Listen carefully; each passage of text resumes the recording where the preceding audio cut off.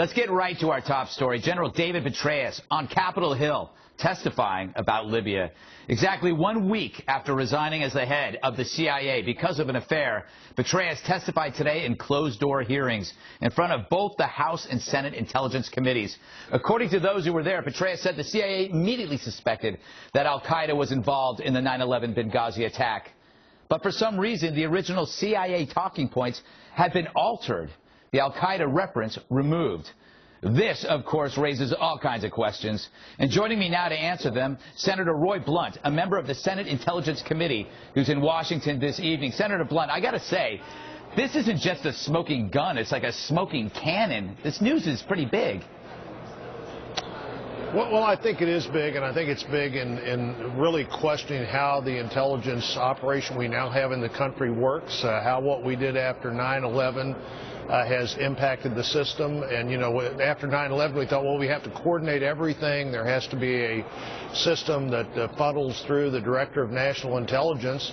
And I have real questions about our capacity to make decisions and then to pass those decisions along, Greg. You know, for among other things, until we got the surveillance tape from the compound, and that had to come after the Libyans had retrieved it for us, looked at it, given it to us. It took 10, 12 days to decide there wasn't a demonstration. Right. If all of the intelligence efforts of the United States government can't figure out something this basic that many people were saying were the key to the whole situation, that it didn't even happen at all for 12 days, that's pretty amazing to me, of all the effort we make to find out what's going on in the world. I mean, this administration has created more tails than a tuxedo factory, to the point now that we don't know what's going on. Why do you think the line was removed? Well, you know, the people we've talked to the last couple of days, nobody seems to be willing to take responsibility for that or know when it happened.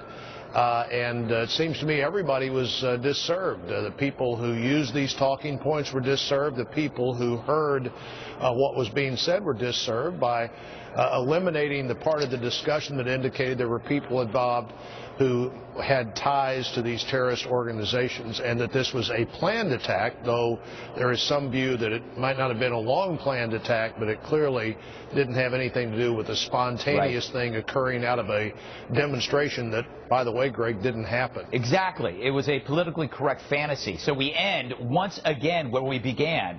Who pushed the video? Where did this story start? Well, who pushed the start about the video? That's a good question. I think that there actually may have been a Cairo element to that video. I think that may have had something to do with what happened in Cairo.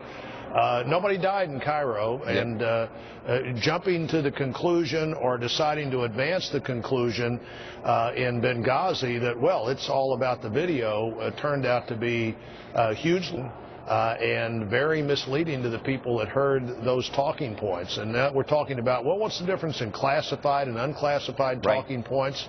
Apparently unclassified talking points are things that you can, most of us, if you work hard enough, could get from anywhere.